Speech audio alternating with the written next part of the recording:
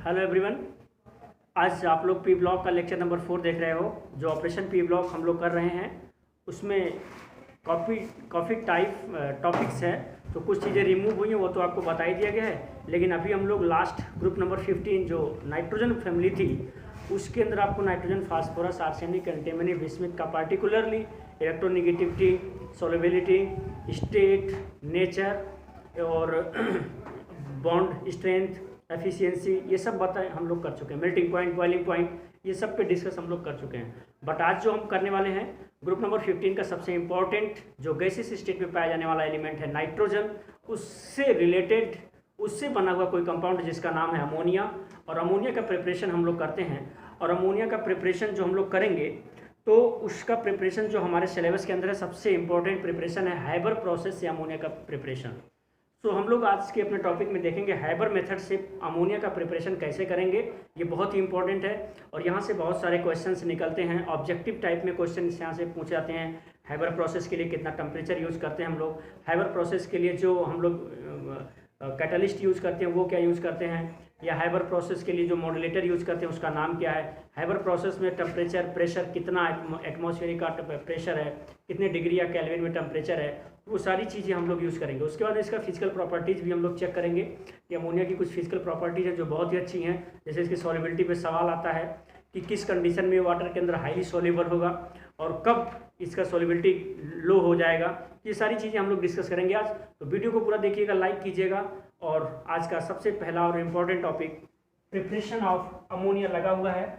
Ammonia को आप जानते हो कि अगर इसका स्ट्रक्चर बनाते हो, इस अमोनिया का स्ट्रक्चर अगर आप बनाते हो तो ये कुछ इस तरह का स्ट्रक्चर आपको देगा, कुछ इस तरह का स्ट्रक्चर आपको ये देगा। इसमें सीधी बात है कि इस हाइड्रोजन के ऊपर पार्शियल पॉजिटिव का साइन होगा और नाइट्रोजन के ऊपर पार्शियल नेगेटिव का साइन आएगा। इसके ऊपर पार्शियल पॉजिटिव होगा, इसके ऊपर पार्शियल नेगेटिव का साइन आएगा।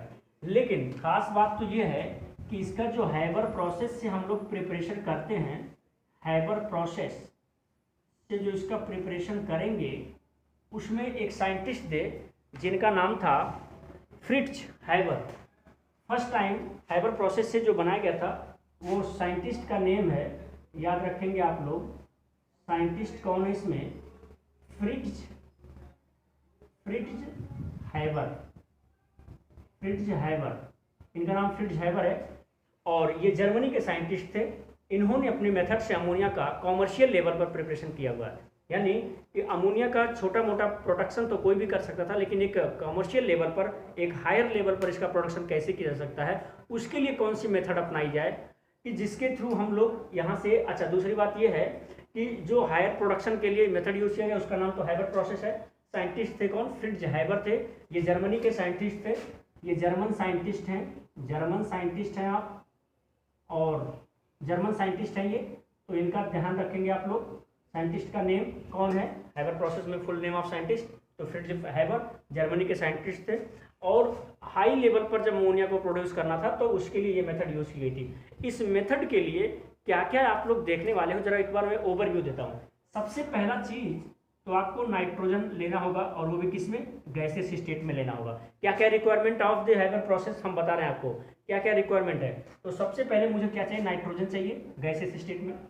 दूसरा मुझे हाइड्रोजन चाहिए, वो भी गैसियस फेज में ही चाहिए। और इसके जो चाहिए मेरे को वो 3 मोल्स चाहिए होंगे। नाइट्रोजन के 1 मोल चाहिए होंगे और इसके 3 मोल्स, यानी कि रेशियो क्या होगा, 1:3 का रेशियो होगा। किसमें, नाइट्रोजन और हाइड्रोजन का जो रेशियो होगा अमोनिया के प्रिपरेशन में वो 1:3 का रेशियो होगा। दूसरी खास इंपॉर्टेंट बात है कि इसके लिए जो तीसरा इंपॉर्टेंट पॉइंट है, टेम्परेचर क्या होगा इसके लिए। टेम्परेचर हैबर प्रोसेस में क्या होगा, तो टेम्परेचर जो रखते हैं हम लोग वो 450 degree centigrade to 500 degree centigrade, या अप्रॉक्स वैल्यू अगर हम लोग लेके चलते हैं इन द कैल्विन तो 700 कैल्विन की अप्रॉक्स वैल्यू लेके चलते हैं। यानी डिग्री सेंटीग्रेड में टेम्परेचर आप मेजर करोगे तो 450 degree centigrade to 5 degree centigrade, और अगर आप कैल्विन में मेजर करते हो तो अप्रॉक्स 700 कैल्विन का टेम्परेचर लेके चलते हैं। तीसरी इंपॉर्टेंट बात है कि इसके ऊपर प्रेशर जो रहेगा हैबर प्रोसेस के लिए, प्रेशर क्या होगा, तो प्रेशर इसका होगा 200 एटमॉस्फेरिक प्रेशर होगा। इसके पॉइंट सॉलिड है, अच्छे नोट करेंगे, 200 एटमॉस्फेरिक प्रेशर होना चाहिए हैबर प्रोसेस से अमोनिया के प्रोडक्शन के लिए। चौथी खास बात क्या है कि आयरन आयरन यूज्ड एज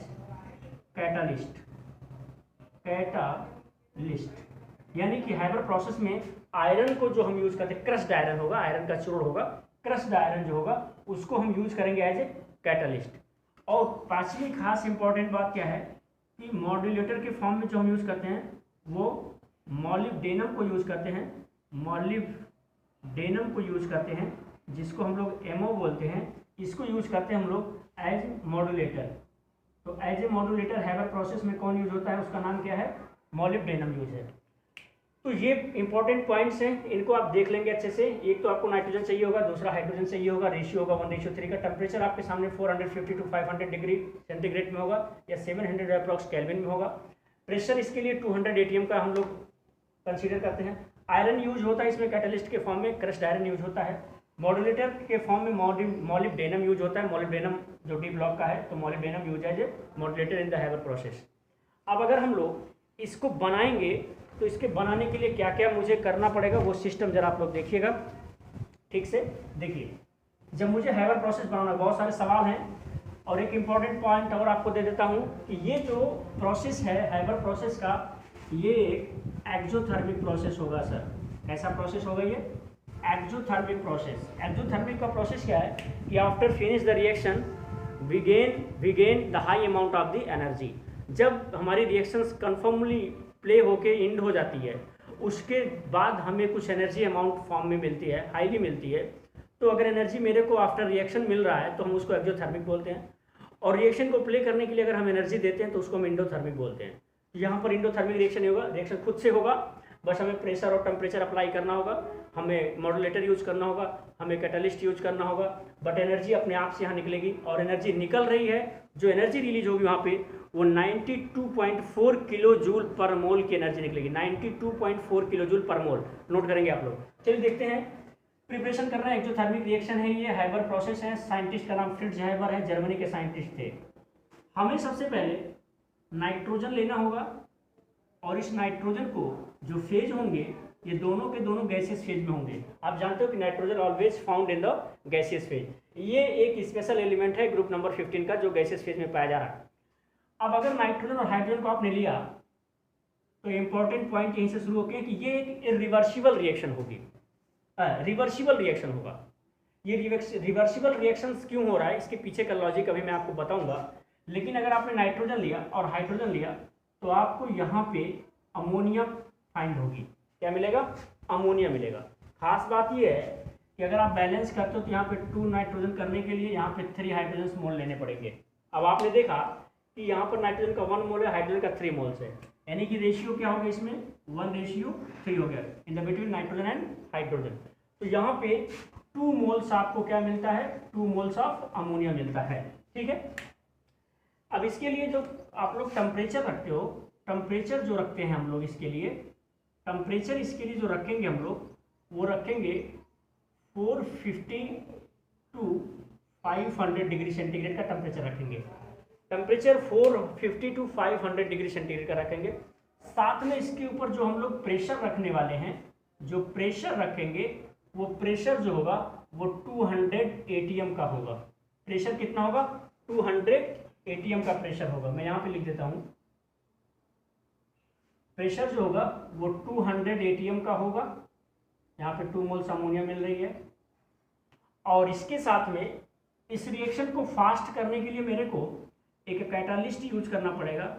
जो कैटालिस्ट होगा उसका नाम होगा क्या, आयरन। आयरन क्रस्ट फॉर्म में होगी। उसके बाद में एक मॉड्यूलेटर भी यूज करेंगे हम लोग। तो जो मॉड्यूलेटर यूज करेंगे उस मॉड्यूलेटर का नाम होगा क्या, मॉलिब्डेनम। मॉड्यूलेटर क्या करता है कि रेट ऑफ रिएक्शंस को क्या करते हैं, इंक्रीज कर देते हैं। तो वो रेट ऑफ रिएक्शन को इंक्रीज करने का काम तो रिएक्टिव में हमारा कैटालिस्ट करेगा, बट कैटालिस्ट की रिएक्टिविटी को बढ़ाता है जो एलिमेंट, उसको हम बोलते हैं मॉड्यूलेटर। तो रेट ऑफ रिएक्शन को इंक्रीज करने के लिए हम लोग पॉजिटिव कैटालिस्ट डालते हैं जो आयरन है। लेकिन आयरन की भी कैटालिसिस पावर और बढ़ाने के लिए, आयरन की कैटालिस्ट पावर और बढ़ाने के लिए, यानी कि उसके लिए हम यूज करते हैं जो नाम है वो मॉड्यूलेटर के फॉर्म में होता है, उसको बोलते हैं हम लोग मॉलिब्डेनम। अगर हमने इतना सारा सिस्टम बनाया तो मुझे अमोनिया मिलता है। खास बात क्या है कि नाइट्रोजन का 1 मोल से रिएक्शन करेगा 3 मोल्स ऑफ हाइड्रोजन से, तो 2 मोल्स अमोनिया मिलेगा, ये ध्यान रखेंगे हाइबर प्रोसेस में। ये सारे कंडीशंस आपके सामने रखे हुए हैं। लेकिन रिवर्सिबल रिएक्शन, इसके पीछे का रीजन क्या है देखिएगा। अगर आपने टेम्परेचर आपने 450 या 500 का रखा हुआ है, तो आप चाहोगे कि रिएक्शन प्ले हो जाए, नहीं होगा। टेम्परेचर के साथ साथ प्रेशर भी अप्लाई करना पड़ेगा। लेकिन जब तक ये प्रेशर आप बना के रखोगे तब तक तो नाइट्रोजन हाइड्रोजन का रिएक्शन इस फ्लो में चलेगा और अमोनिया मिलती रहेगी। लेकिन जैसे ही आप प्रेशर को डाउन करोगे, तो प्रेशर को डाउन करने के बाद में रिएक्शन अपोजिट साइड में प्ले होना शुरू हो जाएगा, रिवर्स होनी शुरू, यानी कि अमोनिया फिर से ब्रेक डाउन होना शुरू हो जाएगा हाइड्रोजन में और नाइट्रोजन में। किसी ने पूछा कि प्रेशर अगर हटा दें तो क्या इफेक्ट आएगा, तो आप सीधे बोल सकते हो कि अमोनिया की ब्रेकिंग शुरू हो जाएगी फिर से हाइड्रोजन और नाइट्रोजन में। और कितने मोल्स मिलेंगे ब्रेक होकर, ये मिलेंगे, और ये अगर ऐड होते हैं तो फिर क्या देते हैं, 2 मोल्स ऑफ अमोनिया देते हैं। तो ये है आपका हाइबर मेथड से प्रिपरेशन अमोनिया का। अब इसके साथ में ये रिएक्शन तो आप लोग ठीक से देख लीजिएगा। और यहाँ पे जो अभी रिएक्शन से लिखा था आपने, ये एक्सोथर्मिक रिएक्शन है, तो एक्सोथर्मिक रिएक्शन में जो एनर्जी निकलेगी वो निकलेगी 92.4 किलो जूल पर मोल्स, ये एनर्जी रिलीज होगी, ध्यान रखेंगे। 92 पॉइंट जो यहाँ पे अमोनिया दिए थे उसके साथ में कुछ एनर्जी निकलेगी, उस एनर्जी का अमाउंट होगा 92.4 किलो जूल पर मोल्स होगा। अब देखेंगे हम लोग physical property of ammonia. Physical property देखेंगे हम लोग अमोनिया का। अमोनिया की फिजिकल प्रॉपर्टी की सबसे पहली खास बात देखेंगे आप लोग कि ये कैसी होती है, कलरलेस। ये कलरलेस गैस होती है। दूसरा, कलरलेस, इसका कोई कलर सीन नहीं हो पाएगा, आपको रेड ब्लू ऐसा कोई कलर नहीं दिखाई देगा, तो ये कलरलेस गैस फॉर्म में होती है। लिक्विड फॉर्म में भी जब इसको प्रेशर में बना के रखोगे तो लिक्विड फॉर्म में भी आएगी ये। दूसरी खास बात क्या है कि इसका जो ऑर्डर होगा, ऑर्डर ये कैसी रखती है, पजेंट स्मेल रखती है, ये पंजेंट रखती है। ये मतलब कहने का है कि इसकी अगर अमोनिया की आपको स्मेल देखनी है तो जहाँ पर लॉन्ग टाइम तक लोग यूरिन वगैरह करते हैं, तो जो यूरिन से जो स्मेल आपको दिखती है, बहुत टाइम तक कोई यूरिन किसी जगह पे किया जा रहा है तो एयर चल रहा है तो वहाँ से स्मेल कुछ रिलीज होती है, उसी सेम तरह का स्मेल होता है अमोनिया का। और दूसरी खास बात है कि ये सफोकेटेड गैस भी होती है, ये सफोकेटेड गैस भी है, सफोकेटेड गैस भी है। ये बहुत टाइम तक इसके कांटेक्ट में रहेंगे तो आपको रेस्पिरेशन में प्रॉब्लम आनी शुरू हो जाएगी, ब्रीथ रेट डाउन हो जाएगी। अब इसकी फोर्थ पॉइंट अगर आप देखोगे तो फोर्थ पॉइंट में इसकी क्या है, सॉल्युबिलिटी है, जो बहुत ज़्यादा इंपॉर्टेंट है। क्या है, सॉल्युबिलिटी। सॉल्युबिलिटी को जरा ध्यान से समझेंगे हम लोग। सॉल्युबिलिटी, यहाँ से सवाल आता है, सॉल्युबिलिटी से सवाल किया जाता है। सॉल्युबिलिटी का सवाल देखने के लिए हम आपको पहले एक रीजन देते हैं। यहाँ पे हमने बना दिया है अमोनिया का स्ट्रक्चर, ये देखिएगा आप लोग। और इस अमोनिया का स्ट्रक्चर जब बनाते हैं, जैसे इसके अंदर वाटर डालेंगे तो वाटर डालने के बाद ये बना देता है क्या, हाइड्रोजन बॉन्ड बना देता है। क्या बना देता है ये, हाइड्रोजन बॉन्ड। ये क्या है आपका, हाइड्रोजन बॉन्ड है ये। अच्छा, तो इसका मतलब कि अगर ये वाटर और अमोनिया के बीच में हाइड्रोजन बॉन्ड क्रिएट हो रहा है तो इसका मतलब है कि इसकी सॉल्युबिलिटी बढ़ती होगी due to presence of hydrogen bond. Hydrogen bond जो भी कोई कंपाउंड्स वाटर के साथ फॉर्म कर रहा है तो इसका मतलब उसकी सॉल्युबिलिटी उसके अंदर है। लेकिन सवाल ये नहीं आता है, सवाल ये आएगा कि किस किस कंडीशन में अमोनिया की सॉल्युबिलिटी वाटर में रेट हाई होगा और किस कंडीशन में अमोनिया की सॉल्युबिलिटी का रेट डाउन हो जाएगा। तो उसके लिए मैं पॉइंट आपको जरा ध्यान रखेंगे। अगर आपने अमोनिया की सॉल्युबिलिटी वाटर के अंदर बढ़ानी है तो सबसे पहली कंडीशन तो आपको ये रखना है, इसका रेट इंक्रीज कब करेगा, इंक्रीजिंग रेट इसका किस किस कंडीशन में होगा। तो पहला कंडीशन तो आएगा इसका, आप टेम्परेचर को क्या कर दो, लो कर दो। टेम्परेचर को क्या करना है आपको, लो कर देना है। और प्रेशर को क्या कर देना है, प्रेशर को क्या कर देना है, इंक्रीज कर देना है। आप जानते हो एक रूल्स आपको बताया जाएगा, हेनरी का रूल्स। तो उसमें क्या है कि अगर आप टेम्परेचर लो करोगे, यानी कि टेम्परेचर लो कर रहे हो, यानी कि मॉलिक्यूल्स के बीच में जो एक्टिवेशन एनर्जी है वो क्या हो जाएगी, डाउन हो जाएगी।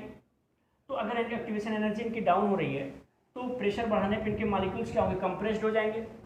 तो जो अमोनिया के मॉलिक्यूल्स प्रेशर बढ़ाने पे कंप्रेस्ड होंगे और नीचे वाटर होगा तो वाटर के अंदर इनको क्या करना पड़ेगा, डाइल्यूट होना पड़ेगा। तो अगर प्रेशर बढ़ाओगे तो अमोनिया कंप्रेस होती है और वाटर के अंदर डिजॉल्व होती है हाई अमाउंट में। लेकिन साथ साथ में अगर प्रेशर को आप इंक्रीज करोगे, टेम्परेचर को भी लो रखना है आपको। टेम्परेचर अगर लो नहीं रखोगे तो ये मॉलिक्यूल्स बाहर की तरफ फ्लो करेंगे और वाटर के अंदर डिजोल्व नहीं हो पाएंगे।